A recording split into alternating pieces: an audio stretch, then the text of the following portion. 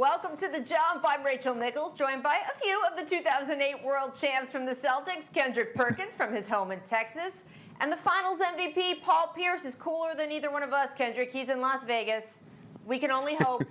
What can I tell you? Coming up, guys, we're going to take an in-depth look at one of Kobe's most legendary playoff moments. It's from this date in 2006 when he beat the Suns at the buzzer twice. That is to come later in the show.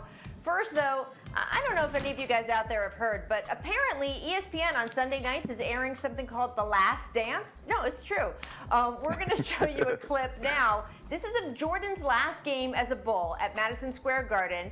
He decided to break out the ones, his old pair from the 80s, but it turns out his foot had grown half a size since then. Take a look at what happened. By halftime, my feet are bleeding.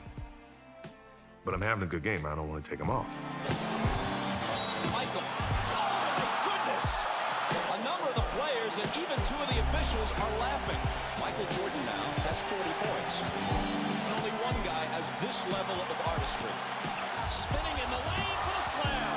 And Spike Lee is all over Michael Jordan. And Michael has a few words by way of retort. Well, he just told him that he couldn't guard him.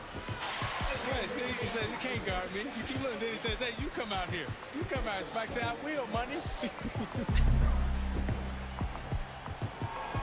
Michael with 42, and if this was Michael Jordan's final game at Madison Square Garden, he leaves no doubt whatsoever that he exits just as he entered. The best there is. I couldn't take those shoes off fast enough. And when I took the shoes off, my sock was soaked in blood. Woo! Well, Paul, on that particular night, MJ had some shoe problems, of course, still dropped all kinds of baskets on the Knicks. Anyway, shoes, though, part of the key to what became an unprecedented level of fame for him. The shoes, the Gatorade commercials, all of it. Paul, what would you say is the significance of Jordan's impact off the court?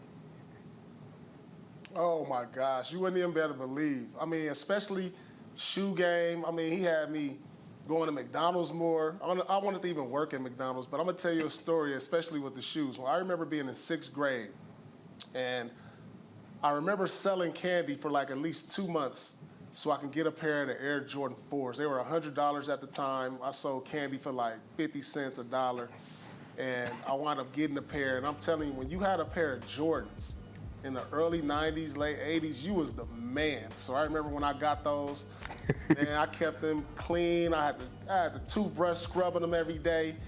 Man, just his off-the-court presence. Everybody wanted to just watch Michael Jordan. What was he doing? Chewing gum. I bought Wheaties because of Jordan. I had a Wheaties posters because every Wheaties box came with a Jordan poster, man. It was just his impact. Not only did people want to be like him on the court, but off the court, you just want to be as close to him as you could. And P, you speaking the whole truth and nothing but the truth. Facts. Rachel, Paul, y'all remember that song?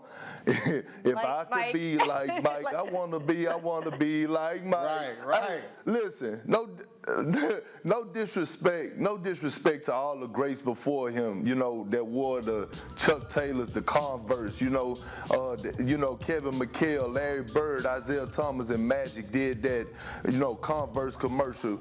They were kind of like the circus, you could go to the circus, you could see the clowns and animals, but when Jordan came along, he changed the game. He was like Disneyland and Disney World, magical roller coasters. Like he brought a whole nother swag to the game. Like, think about this. Still to this day, lines are wrapped around the corner at every mall in America when Jordans are being released. Yes. Like, that's unheard of. Like, no, any other guy could put out a shoe and they'll still have some in stock. Not Jordans. To me, Jordan laid the foundation for not only guys today, but even his peers.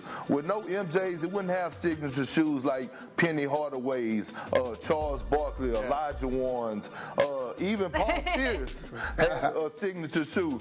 But think about it. Michael Jordan laid the foundation for athletes today like LeBron, Kevin Durant, Steph Curry to get $200, $300 million shoe deals. So, you got to give Mike his roses because, he deserves it. So interesting. Right. And this Sunday, I mean, man, guys, cannot get here soon enough. We've got episodes 5 and 6. It's going to be, of course, as I mentioned, 9 o'clock Eastern on Sunday night. But the stories in this are great. It's about marketing Air Jordan. They've got Dream Team stories. They've got the Bulls' battles against Barkley and the Suns.